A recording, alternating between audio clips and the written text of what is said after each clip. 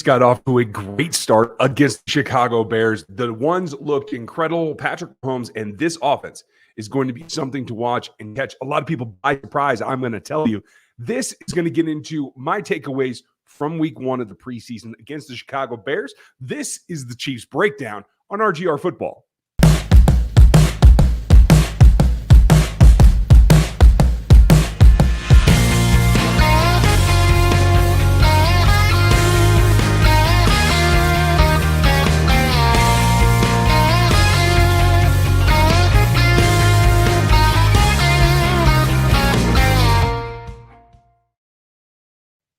Welcome back, friends and neighbors. Hope you enjoyed that ball game yesterday on Saturday. I know it's a little bit different.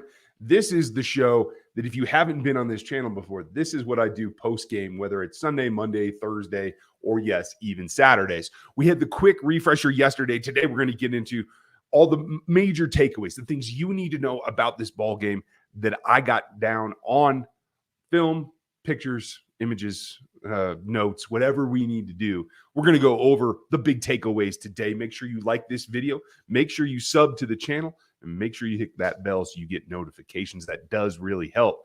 Now, first and foremost, the guy on the cover, hey, what else can you ask for from Patrick Mahomes? He was very smooth. He was very good at just moving the ball out. And I think it was really interesting the way that they chose to take that plan and just expand it.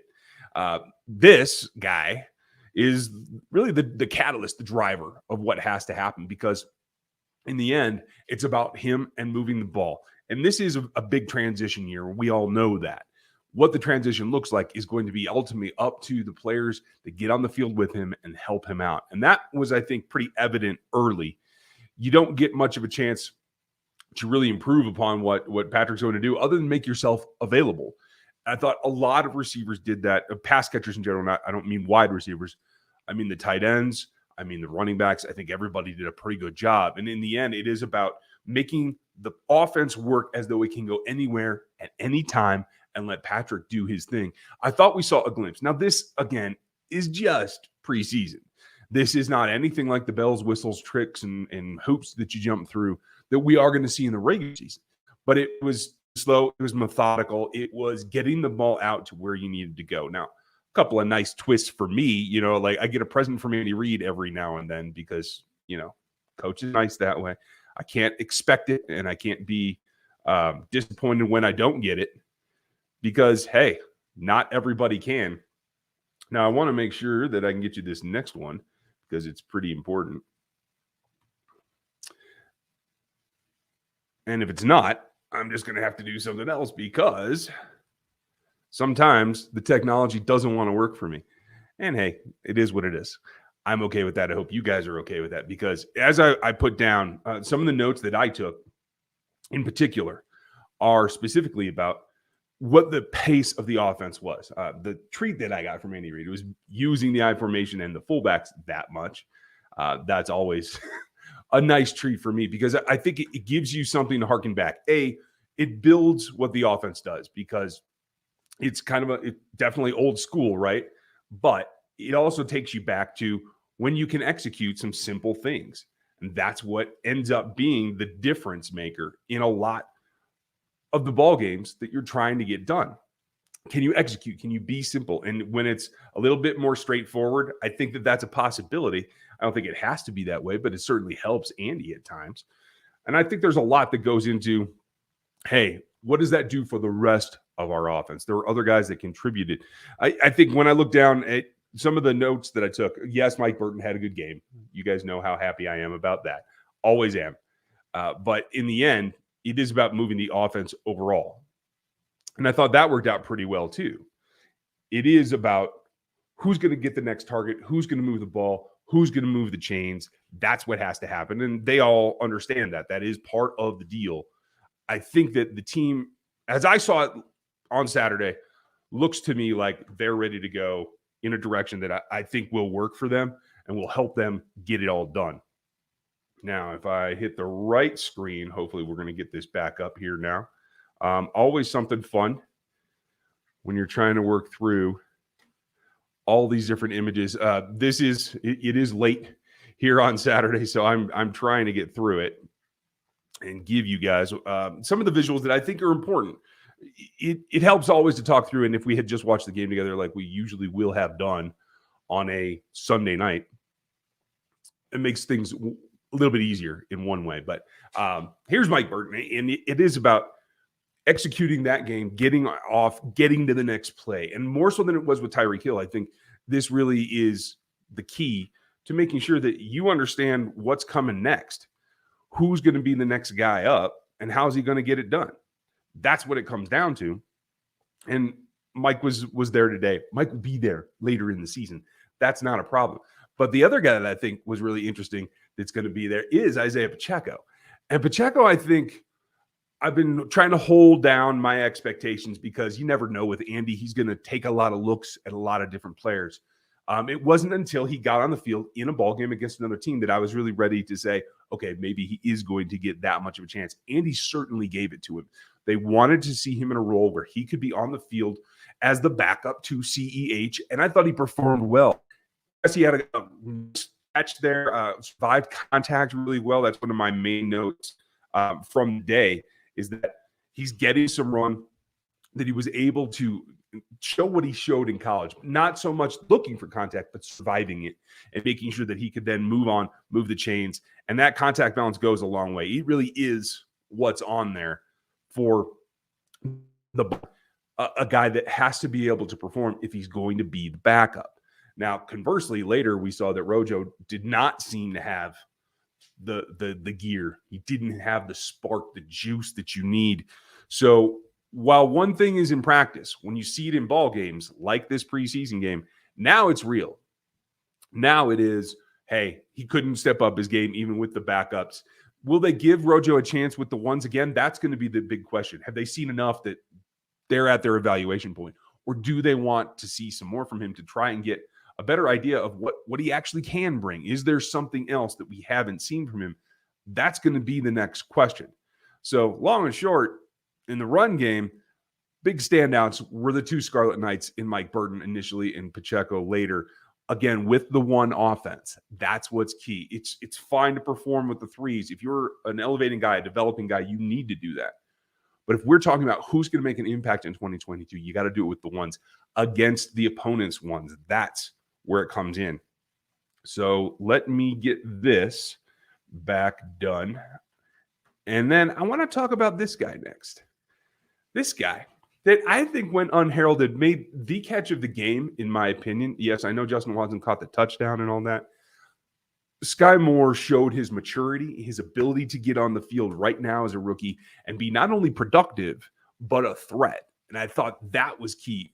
Little end around, pop pass kind of thing. We are going to see that. That is the future for Skyy Moore. But I think the most important thing was his awareness situationally and spatially when he was going to the sideline, made that great catch, dropped his toe. And the key for me was not just that he made this catch, it's that he went up and checked with the side judge to make sure he got the call from the guy who saw it the best right away. And that, I think, comes from a background playing quarterback, being a guy that is the focus of his college offense and understands the situations. The awareness that showed is why you're going to see Skyy Moore earlier in the season than normal rookies. I don't know that he's going to be featured right away. I kind of feel like they want to hold him back just a little bit to keep it as a surprise. I'm expecting week 2 is when they're really going to use him because, let's face it, the Chargers are a challenge, and they do have a lot to get done against the San Diego, Super Los Angeles, Stratosphere Chargers, whatever. Everybody's media darling this time of year, like every year. But that ball game is key, and I watched some of them earlier this evening before I sat down to record this, and they have some things going as well. Like, they do look like they're going to have some spark, and shout out to Chase Daniel for doing a good job there as well. But it is going to be an explosive and I think intricate kind of weapon like Skyy Moore that's going to make the difference. And so I think we might not see him week 1, or we might not see him do a whole lot week 1. I think week 2, they're going to use him as the weapon that he is. And so let's flip onto the backside, the side that I like to talk about, usually first, actually. And it is the first round picks. This guy, quiet day in terms of the broadcast and the shout outs and those kind of things. McDuffie's the real deal. He is smooth. He's understanding where he has to be, when he has to be. That's critical. But he's playing in man that he didn't get a chance to play in college very much. And I think he's adapting really, really well. I didn't see a single rep where he got taken advantage of when he was in tight man or press. That doesn't mean it won't happen. It certainly will. Any rookie is going to get beat from time to time. But that transition was what a lot of people had hesitation about in the draft cycle, not feeling like he was going to be an instant changeover to playing all this man because he just didn't have to do it in college. And to a certain point, that's a legitimate concern because repetition is what makes you good at this game, specifically in the more intricate details, like how you leverage a wide receiver coming off and still guard yourself about getting crossed over, how you take that first step and actually analyze it as he comes to you when you're not in press. I think it's harder, honestly, to play tight man where you're not pressing than it is to play press and use your physicality. I think a lot of guys on this secondary group, particularly in the cornerback group, are very good in terms of using their physicality, using their length. And when they're in contact, they're good. They went out and got a lot of guys that are like Javarius Ward. Jalen Watson's like that. Lonnie Johnson's like that. It helps them to be in contact. Now, I wouldn't have put Trent in that group. I think I'm iffy on Josh Williams because I think he can do both. But he does have the length and the size, and he can be physical. So, like, those three guys in Johnson, Williams, and Watson all fit that mold of Javarius Ward with varying degrees of speed to back it up. So the fact that Trent McDuffie is the outlier and was able to just look like he belonged day one, it solidified the fact that they were justified in making that selection, going up to get him and making that big jump that they needed to make in order to secure Trent McDuffie in this draft. Now, it's all good to start well. It's all good to continue to develop, but it's not over because they're going to test the rookies and not just Trent. In fact, this next guy is exactly who's going to get tested next because Josh Williams got a lot of reps with ones. And I know Rashad Fenton isn't back, but if he doesn't get back for week one, you will expect to see him out here. And I'm really impressed the fact that the Chiefs could go back-to-back Super Bowls, now to an AFC championship the next season. And that's usually a team that has a secondary that's locked down. That generally tends towards a team that can play the pass defense that they have to play to make sure that they win ball games regularly. Going with two rookies and a third-year player as your starting trio of corners is really, really rare to be this early and this successful at it. The question is going to be, can the other teams identify weaknesses and exploit them? The good thing about the rookies is they don't have anything on film. So it's very difficult to figure out what's going on. The evolution that you've seen, particularly, I think McDuffie really illustrates this maybe more than Williams, just because Williams was a physical man corner in college too. It's just the level of play was there. What you had on film over here in college, it does not represent who the player is today. And that's the way it should be. Players should have developed, they should have changed and gotten noticeably better, at least in some aspect of the game, in that time, just with OTAs and this point in training camp. I think Williams has really come a longer way than Trent McDuffie has, because I think Trent was that much closer to being at this level earlier. So they're going to have to hunt and peck. I think it's going to be really interesting to see how the Chargers in week 2 choose to attack the rookies if Fenton is not back. And I don't know exactly if they're just going to use size. Mike Williams against Trent McDuffie is going to be a tough matchup.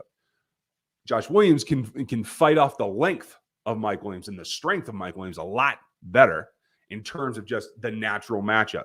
Now, Trent's smart, but we see what happens when he goes up against the guy that is not only tall, but has really long arms. In terms of ball placement, Justin Herbert's just as accurate as anybody else in the league. I think he's in the top 3 from last season, and I do expect him to even improve. So you're talking about putting Keenan Allen, who's I think McDuffie can match up size-wise with it really well, but you're talking about Mike Williams being that length and that ball placement, if it's accurate, that it can put it in spots that Trent McDuffie isn't going to be able to fight through. Whereas I think Josh Williams has the length and the levers in order to stop some of that. So really intrigued to see how the Chiefs choose to line that up if Fenton isn't back. Fenn's at a disadvantage to Williams as well. And I know I'm talking too much about the future here, but these are the kind of things that go into evaluating who's going to be up there with the ones out on the field week 1, week 2, week 3, because that's what comes. Once you get on the roller coaster, you're going to play this preseason. You're going to have a couple of weeks as they finalize rosters and you get ready for week 1. After that, it's a roller coaster. Bam, bam, bam, bam, bam. And for these rookies, it's going to feel like they're under fire for months because there isn't enough break. Now, they do have an earlier bye week than they usually do. So maybe that will help a little bit. But the volume of getting it's literally just getting fire hosed over and over and over and trying to make your progression so that you can make the adaptations and understand who's coming at you, because in the end of the day, it's about study as well. And getting that part of it, I think, is going to be key, not only for Josh Williams, but for this rookie as well. And I think everybody's pretty excited about George Karlaftis. My notes are all over the place on him. He did look a little bit hesitant almost early. Just like, first foot in the water, right? But as it went on, I thought he changed the most dramatically of any player on the field on Saturday.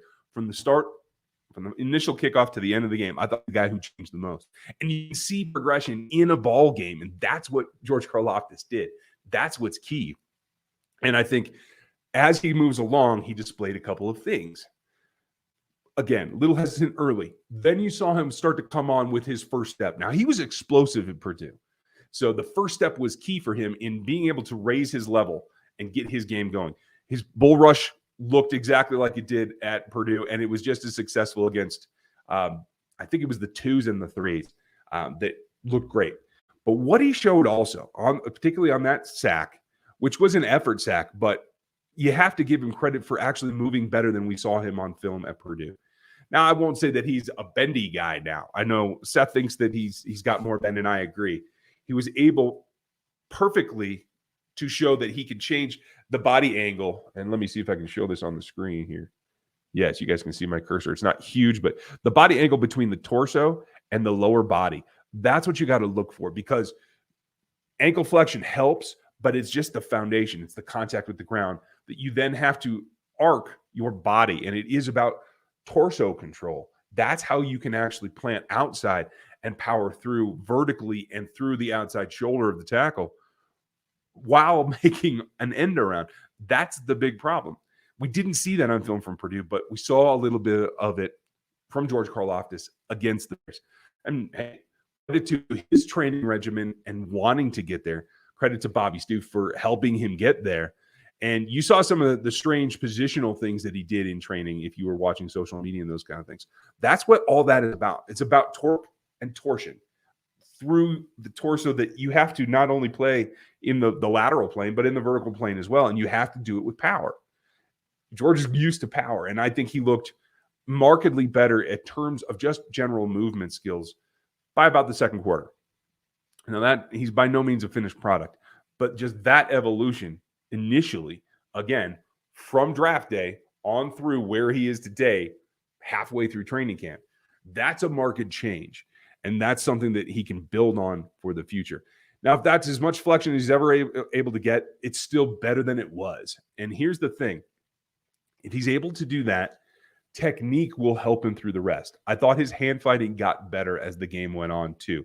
It was, again, a little bit of hesitation, a little bit of doing what he'd done instinctually, naturally, reactionary. As he thought about it, you saw him climb down some blockers' bodies to maintain his leverage. You saw him use a rip that I thought was better than it was at Purdue, and obviously something that we've seen him and Frank Clark working on after practices quite a lot. That's going to change a ton of what happens. A number of notes in here. He came off the ball at, fourth drive. Came off the ball as good as I ever saw him at Purdue. His get-off is really coming in now that he's playing against another rookie. That was the difference. And I think that was a confidence factor. That's what I was trying to really lay out there is it's one thing about the physicality and the mechanical part of doing it. It's also about the mental part of feeling like, okay, now I can really get advantage on this particular player because he's another rookie. And I did see a jump up there. I think that was really critical to him making that transition, because at the end of the day, he was right up there with Dunlap and Frank in terms of who looked the best, who could get things done. Now, this is just a first step. He has a long ways to go, but this is a good first step. I know a lot of people had some concerns about a couple of players. I'm going to address those real quickly because, again, the next preseason game is rolling here pretty quick, and we are going to see more from those players. A couple of concerns that the Chiefs Kingdom has that I'm not worried about is Chanel. He came on. It's just about the fact that he never played backwards in college. He's still adapting that. I thought you saw him in run fits, and when he blitzed, he looked great. And I think he's a guy that can come in right now situationally and help you. I have no problem with that. Now, the fact that Carter played over him, I think at one point even Cochran got out there before he did. I found that a little bit discouraging, but I think that that's mostly about the fact that it was situational and there were some passing downs and those kind of things. I'm not worried about Leo Chanel. I just don't think it's going to be as day one as everybody had hoped. I do think he will contribute this season. The guy that I want to shout out to that everyone seemed to be concerned about is Malik Herring, because I thought he looked better than Josh Kando. And I think that you can see, particularly with his rush moves and the fact that he had a counter, and I think that he was quick. Particularly, he had a swim and a rip that I saw that looked like that's going to get him to the pro level. He can do this. It wasn't quite as explosive as he was at Georgia, but I think that's coming. Like, you can see it from here. And so I think as long as he gets to that point, I think he's the guy that may have the better chance over Kano to make the roster as the 53. We'll see if they keep 6. That's certainly within the realm of possibility, because volume and at the defense would be important. Another one, Brian Cook looked amazing. Brian Cook is everything as advertised. And like I told you guys, he's going to make a ton of plays. Came in as the third safety. He will be that guy that they can move around. He played high a lot later in the game too. And I think that that is a nice thing that, much like Justin Reed, they want to be able to move him to all levels, right? They thought maybe if you saw him on film at Cincinnati, you thought maybe he needs to be in the box and not playing high. No, he can do it all. And he is going to hit somebody so hard that we all cringe at one point this season. I can guarantee you that. Going on down, I thought Dickerson outplayed Stallworth overall, to tell you the truth. I thought he was consistent. I think Crum outplayed Buechele. Not that that matters a whole lot. I don't think I think I tweeted it out at one point. The key is here, don't let Chad Henne get hurt in practice, because Chad Henne is the only backup quarterback that's viable on this roster right now if he had to play a ball game today. So that's a problem. Kennard and Lonnie Johnson, question marks. Don't understand what's going on with them. Kennard dropped down to the 3s. He didn't play with the 2s. That's an issue. Played super high. I'm really frustrated with that because I was expecting a lot more from him. Lonnie Johnson, same thing. Did not play as well as he's been practicing against a lesser group of receivers. So I don't know what's going on there either. But those two guys have to step their game up by the next ball game. We're going to take takeaways. Dan will have his picks this week as well. Gary will be back. We have a ton coming for you, so make sure that you like this video, that you sub to the channel, and you get that bell rung so that you get the notifications that you're looking for. Now, I'm hoping that this is just the very beginning. I hope you guys are excited about it because I think this is a big season in waiting. We have a lot coming at you. You're going to see and hear from Big Chief Sean this year, as well as the Rogue Head Huddle guys that are going to be available for the members. If you want to hit the memberships, do that now so you can get started and not miss anything. I hope you guys have a great day. Thanks for being here. This show is going to be the post-game show on Sunday nights, the Chiefs Breakdown. Make sure you're here for it. Thanks for watching this one, and we'll talk to you tomorrow.